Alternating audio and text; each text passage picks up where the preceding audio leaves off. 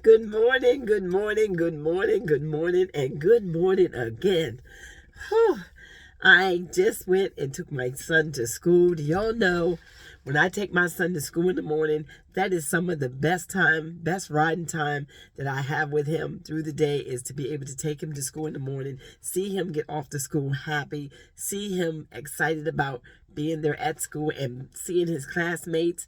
And I mean, it's just such a joy to see that young man just go on to school and have a wonderful, blessed day. Just a wonderful, blessed day. And I love to make sure he's good and happy when he leaves for school because it will make for a good day. When you're feeling good, you're looking good, you dress nice, it just does something to you. It does something to your spirit, you know? So I like for him to feel like I like to feel. When he wake up in the morning, he gets to school, and this morning he wore his pretty red sweatsuit. And when he got to school, I always have to wait in the office for them to come and get him. So when they come and get him, the teacher just looked at him and said, "My, you're awful bright today." And he just smiled. She just smiled. I just smiled. And it's just something about this color right here, this red right here, it does make you smile. It does. It's almost like when you see somebody wearing bright yellow, those colors just illuminate. Anyway, that was just such a beautiful moment as I dropped him off of school. But good morning, everyone. Good morning. How are you? I pray that you had a wonderful night, and I just pray that you're motivated this morning. You're ready to start your day. You're ready to start your day with joy and peace and love and be able to walk through your day with a smile as well. Those of you that know me, my name is Marietta. Those of you that don't, my name is Marietta. Join the family. Just come on board because it's going to be a beautiful, wonderful ride. And it's like, like this morning, I got to thinking, as I woke up this morning, I got to thinking about how good God is, how good he is, how good he is, and how he just shows up and shows out in places where you least expect it. When you least expect him to show up in your life, he just shows up. Things that you have forgot about, things that you never thought about, and I got to thinking about how he moved in a situation for me. And I'm going to share this story time with y'all. I'm getting ready to share a story time with y'all. So just get yourself some popcorn, get yourself your little drink, your coffee, and whatever you need this morning. Kick back and relax. And let me lock my doors, because you never know. You got to make sure that you're safe. But the story time that I want to share with y'all is about the house that I had in Delaware. When I spoke in one of my other videos, that I would tell y'all what I was doing in that house, and it was just another story time. So this is that story time that I'm getting ready to give y'all this morning. Well, first of all, how I ended up in that house was I was coming out of homelessness. And I used to just walk for hours and hours and hours and hours and hours. But as I was walking for hours and hours and hours, during my homeless period, I happened to walk one day and I saw this house. I saw this house in its raw state. The yard was just filthy. It had a lot of debris in the yard. It had a lot of hedges in the yard. It had a big red door. And it had a lot of big weeds and things in the backyard and whatnot. And I mean, the house was just a mess. It was truly a mess. And the back steps was falling off and everything. But yet, God spoke to me and God said that was my house. So I got really excited. Because I was in need of a home. So when I saw this place, it was like somebody else looking at it. The fence was broke down in the yard. People looking at it, they were saying that the house had been empty for over 20 years. So I knocked on the neighbor's door and I asked her, did she know who owned the house? Well, she said that she knew who owned the house because the people that owned that house owned the house that she was in, which was the twin house to that house. Now, hers at the time looked so much better because she was still living in it. But the one that I was looking at, she said nobody had lived in it in 20 years. The plumbing probably ain't no good. It's just been sitting, this, that, and the other thing. But yet I know I heard the voice of the Lord say that was my house, right? So mind you, I also had to clean my credit up during that time. So I was on the process of that. I was always that one to try to get myself prepared for whatever it is that I knew I was getting ready to do. And I knew I was getting ready to try to buy a house because I had got my credit to a place where I could get a loan at that point. And where I wasn't able to get a big loan, but I was able to get enough at least to buy something. So I didn't know what this house was going to cost me at that time. So when she gave me the number to who owned the house, I decided to let me make a phone call. And first I prayed. I said, let me make a phone call and see exactly what they would say about this house. Well, I got the whole of they turned me over to the realtor, the people that own the house, right? So during that time, I said, okay, let me just continue doing what I'm doing as far as trying to get my credit and fill out paperwork for a loan and whatnot and try to get myself in position. Well, to make a long story short, in that area, the house, they said it would be they said it would be $110,000. $110,000 is what the house would be back then. Because, see, let me tell you something. That's almost triple what the house would sell for right to this day. Well, I called the people about the house.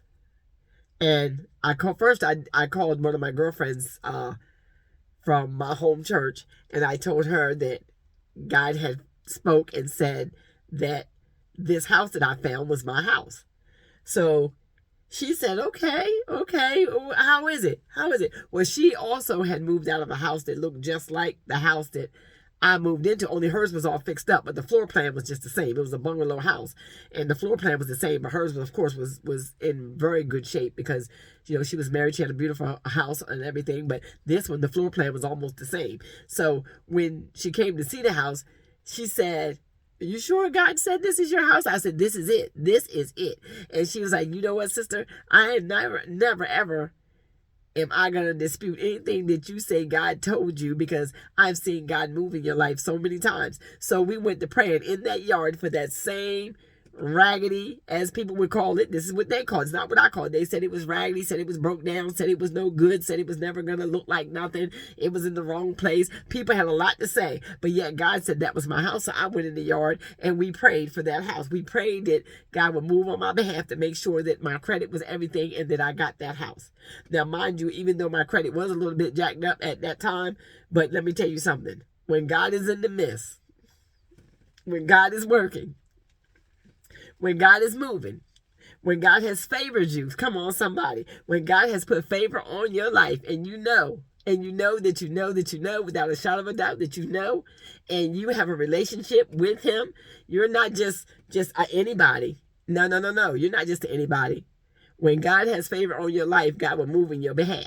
So, of course, once I put the loan and everything in, it came back wonderful. But let me tell you this, before then, God had also spoke to me and told me the man that wanted to sell the house, he wanted to get out from under that loan so bad that God told me to tell him that we wanted all these things fixed. All these things fixed before I buy this house. And I wrote down a list of things as I walked through the house. I made a whole list of things. Didn't leave out nothing. Wasn't afraid to write nothing on the paper. Didn't leave nothing out. The word says you have not because you ask not. And I mean, I asked for new water heaters. I asked for new drywall. I asked for new flooring to put in. I asked for new windows to be put in. I asked for a new front door. I asked for the heating system that was underneath the house to be brought from underneath the house, and a brand new heating system to be put in the living room closet inside the house. I asked for a new sliding door to be put on the back door because the back door was falling apart. I asked for the yard to be cleaned up. I asked for the outside to be power washed. I basically asked for everything that was wrong with that house for it to be done, because he knew I had the loan for it, but I knew he wanted that money. So because I knew he wanted that money, I was not going to let him just walk away with my money and leave me stuck with a whole bunch of repairs and a whole bunch of this, that, and other thing if I possibly could not, because God has spoken and told me, ask for these things. Ask for everything that you see that needs to be done in that house, painting and everything, walls painted and everything, and let's go with it. Well, let me tell y'all something. My God has never failed me yet. He has not failed me yet. I gave that paperwork to the realtor. She told me, well, Miss Coleman, he's not going to do all this. Not for $110,000. He's not going to do all this. Mind you, I said, could you please submit it? Because, see, it wasn't her say, nor was it her call, and it was not her house. So, therefore, I did not have to worry about what she was about ready to say because I already knew what God said. I knew what God said. So, I'm going to stand on the word of the Lord. I'm going to stand on hearing my Father's voice. He said, my sheep know my voice.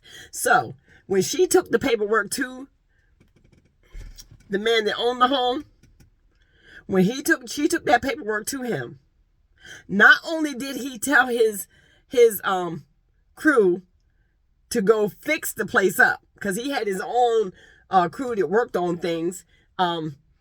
So they went and fixed the whole house. They went and fixed the whole house up, made it look beautiful. Then he came back and he even dropped the price on it. He dropped the price on it from 110 down to, I think it was like 100 even, or maybe just a little few dollars past $100,000, so that it would make it even easier for me to get the place. So I was able to acquire this place, and I was just as happy as I possibly could be. Only thing I did when I went in there was put a brand new deck on the back, and I painted the kitchen cabinets. Other than that, I didn't have to do anything else inside this house.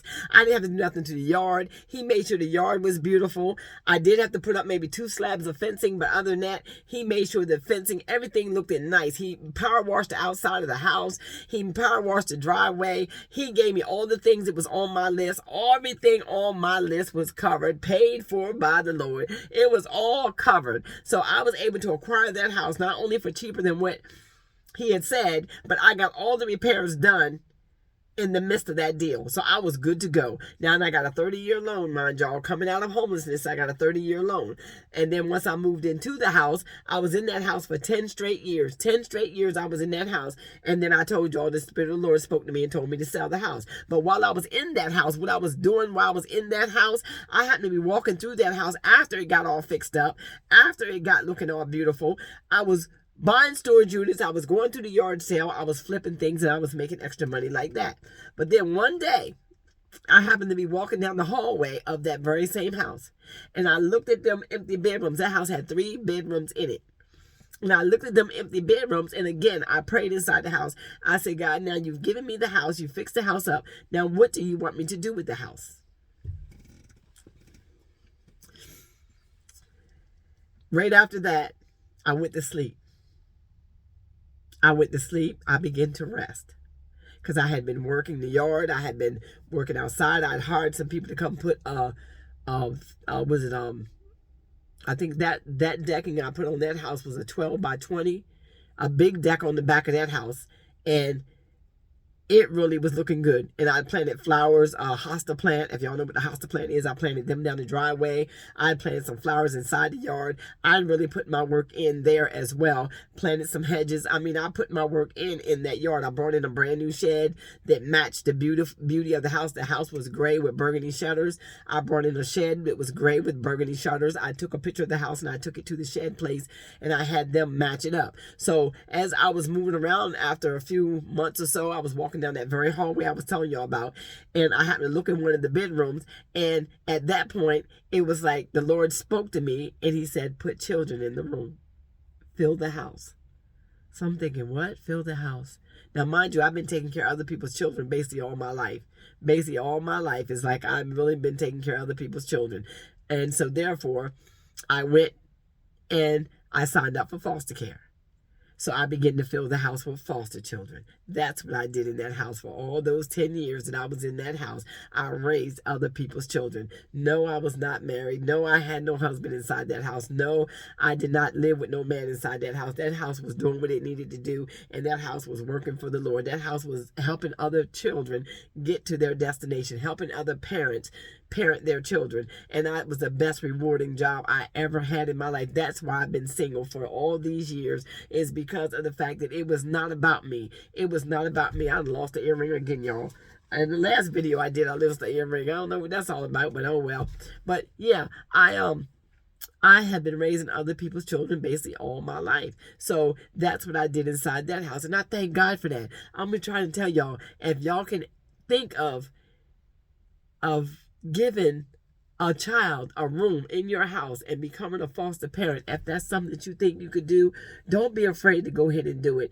Just go ahead and do it, because it is so rewarding and so loving. That house, I think about that house so much, because of all the love that was in that house, because of all the children that came through that house, because of all the joy, and yeah, they cried sometimes. Yeah, they had to get to their destination. Yes, they had to go through. Yes, they had to suffer a lot. But yet and still, they begin to live. They begin to grow. They begin to watch them stand. I saw so many miracles of God inside that house. Inside that house. I mean, I was able to help raise a host of children in that very same house. That very same house that the street said wasn't going to be nothing. The street said it was broke down, it was raggedy, it was this, that, and nothing. And I say all that to say this as well.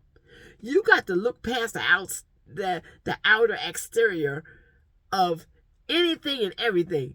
Even some of the people that you meet in your life, whether it's a home that you're trying to move into, you got to be willing to put in that work and to be able to make something out of nothing, like God did us. He took us and made something out of nothing. But the thing about it is, you got to be willing to do what it is that God has asked you to do. I did not know that that's what he was going to have me do with that house. I had no idea that that's what he saw for that house. I didn't know the plan for that house, as I don't know the plan for this very one that I'm in. That's why one day I'm going to do a walkthrough and I'm going to show you this house, because this house, I've had to do a lot of work in this house. I don't want to put nothing on the walls. I really don't want to really decorate this house a whole lot, because I have not heard from the Lord what it is yet that he wants me to do with this very piece of property I'm on. I really don't know. I really do not know. But yet and still, I feel like I've been put in a safe place. You know how sometimes you feel like you'd have been put in a place where you know God is hiding you? You know, God is putting you in a place where you can hear from him, and you can actually labor before the Lord, and actually lay before the Lord and lay prostrate and hear what it is that God has for you to do. Hear what your next assignment is. I know I'm already doing my assignment right now with the child that I have here. This move that he brought me here since I've been here is all about my son being healed. But that very house that I left, I miss that place. I do miss that place, because there was a lot of memories in that place. But yet, when God tells you to move and he sends you someplace else, don't be afraid to pack up and change your location. Don't be afraid, even if it's going to a whole nother state, because there's something that God has for you to do that you need to be in that state to get it done. There's a lot of things that has happened since I've been here in South Carolina that I could not have gotten done in Delaware. I had to come here. I had to be here at this time to do the things that God has called me to do. So all these years that I've been running around here working for the Lord and being single, and hearing people say, "Why are you still single at this point?" I am not single. It's me and God. It's me and God. I am single in your eyes as a human looking around, because I don't have an extra significant other sitting here, but I have God in here. In my heart is where he is, and I have his spirit working within me. And so therefore, as long as he continues to keep sending me to do other things, and he has me on assignment, it's not for me at all to stop what God has is doing in me to go look for no man or anything else. Because first of all, the word says, when a man findeth a wife, he findeth a good thing. So therefore, it's not for me to go look for him, it's for him to find me. And I have been a wife all my life. I don't like the boyfriend girlfriend thing. I'm not interested in that. I am interested in doing what God has called for me to do. And if love finds me in the midst, hallelujah, thank you, Jesus. But it's not something that I am going to stop the assignment of God to go look for, because that's when you make a mess. So that's what I was doing in that very house. That's why I left that house. That's how I end up here in South Carolina right now, with the young man that I have here that is my son that I'm raising. And for y'all that don't know, I do have 3 grown children that I literally gave birth to. 3 grown children. And they're out living their life. They're doing what they got to do. But God had given me so many other people's children. When I say other people's children, that doesn't mean I didn't give birth to any of my own. I have given birth to 2 sons and a daughter. So these children that y'all see me moving around with, these children that y'all know me to have, that you see me waking up, taking to school, these are children that God has placed in my life for me to be able to mother this young man as he's going through his journey. God has blessed me to be able to be a part of his journey. There's nothing in the world. There's no place I'd rather be. I would not trade this position for nothing in the world. I enjoy being his mother. I enjoy being here to help him through. I enjoy taking him back and forth to the doctor. I enjoy taking him to school. I love him just as if I had given birth to him, because that's the kind of heart that I have for people. It doesn't matter to me what walks of life they come from. If there's something I can do to help someone, that's who I am. That's where I get my joy from. Because I have being raised on the altar from the time I was 13 years old, I understand to this day, at 65 years old, I still understand that, first of all, my overflow in my life is not for me. It's for me to share with someone else to help get them to Christ, to help them to stand, so that they can see the joy of the Lord operating in their life, to help them know that there's a better way. And so I understand that my overflow is not for me. It's to help somebody else. So even the love that I have in me is not just for me to just hold all this knowledge, to hold all this love, to hold all this care, and not be able to help somebody else. That's where my blessing comes from. I would not miss my blessing. I would not miss my blessing by not being a blessing. So when I was in that other house, in Dover, Delaware, when I was in that house was such a blessing. And it was such a blessing to so many other children. I know at least every bit of 40, and that's 40 to 50, and that's selling it short. I know there's been a lot of children that came through that home. And there was a lot of children that got to their destination through that very same home with the hand of God working in their life. And a lot of them still understand to this day who Jesus is. Because one thing they can say is Miss Coleman spoke the word into their life, and that she was there 24/7 to help them get to their destination. Because that's what God had called me to do. He told me to put them children in that house, and he fixed that house up, and he laid it on the landlord's heart to be able to remodel that house and to be able to drop the price on it so I could afford to buy the house. And then the house was paid off, and then I was able to move on. And that's when he told me to take this young man with me. When I heard the Spirit of the Lord say, take this young man with me, I adopted him and I brought him with me. And here we are. Here we are today. Here we are still standing. He was only 8 years old then. He is 16 years old, and he came out of that very same house. That very same house that people said was nothing. How many times people told you you'd never be nothing? How many times people told you you were not nothing? How many people told you that you wouldn't be able to make it? How many people stood in your face and told you, or you even know, some of them probably even prayed that you wouldn't make it to your next destination. Some of them just knew that they were going to send a prayer to try to tear you down. But God, because what God has for you is for you. That's what people don't understand. When they're trying to speak ill over your life and they're trying to speak demonic spirits over your life, they don't have the power to be able to change the course that God has for your life, because he reigns. He reigns. He reigns. And he is King of kings, Lord of lords. So if God said it, oh, somebody come on, hear me today. If God spoke it, he shall perform it. And there's not nary devil that can cancel what God has spoken over your life. So stay in position. Stay in position. Don't move to the left. Don't move to the right. Put your blinders on and stay focused. No matter who's over here talking, all these doubting Thomases over here, all these enemies you may have over here, don't dismiss them.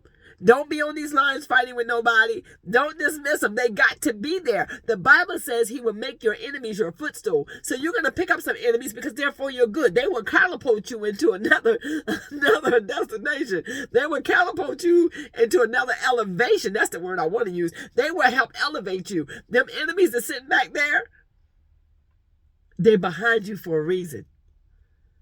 They are behind you for a reason. So don't start deleting them. Don't start blocking them. Don't start getting them off your page. Let them devils sit right there and watch you eat.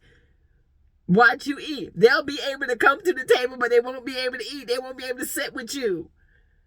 Because the word says he will make your enemies your footstool. So if you walk around, you getting rid of your enemies, they're not going to be able to grow. They have to watch you to grow. but they're not there yet. So their mouth is going to do this. That's what they're back there to do. But keep your praise on high. Continue to keep loving on somebody. I pray that this message helps somebody. I pray that we all come together in love. But like I said, unfortunately, we're going to have some enemies. We got some doubting Thomases. We got some Judases on board. So we got to do what we got to do. You know what I'm saying? We just got to do what we got to do. And let them be back there and let them watch and let them get some understanding, because them same people will be a blessing to you sometimes down the road. Some of the very people that put their mouth on me, now God is using them to be a blessing to me. So just know that when God turns it around, he turns it around for his glory. I love each and every one of y'all. That's the end of this video. I will see y'all the next go round. Y'all just love on somebody today. I love y'all. Till next time.